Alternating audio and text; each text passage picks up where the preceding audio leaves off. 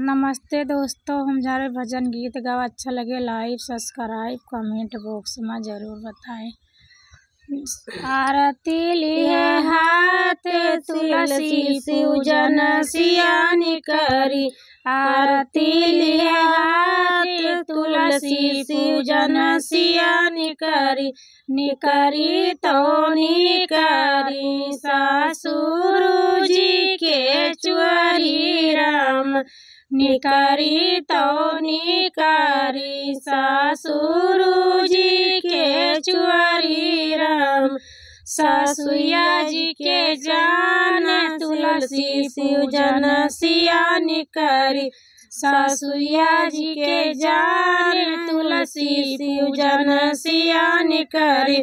आरती लिए हाथ तुलसी पूजन सियानी करी। आरती लिए हाथ तुलसी पूजन सियानी करी।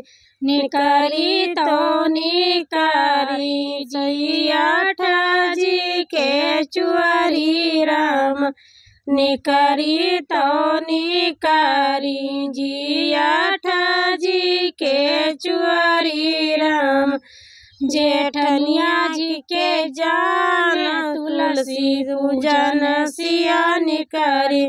जेठनिया जी के जान तुलसी पूजन सियानी करी।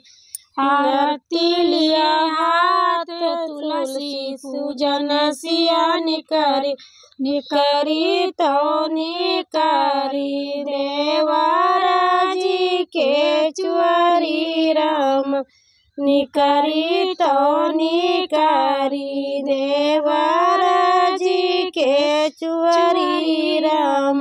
देवरनिया जी के जान तुलसी पूजन सियानी करी। देवरनिया जी के जान तुलसी पूजन सियानी करी।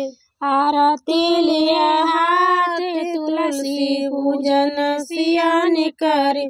निकरी तो निकरी स्वामी जी के चुअरी राम। निकरी तो निकरी स्वामी जी के चुअरी राम। सौतिनिया जी के जान तुलसी पूजन सियानी करी। सौतिया जी के जान तुलसी पूजन सियानी करी।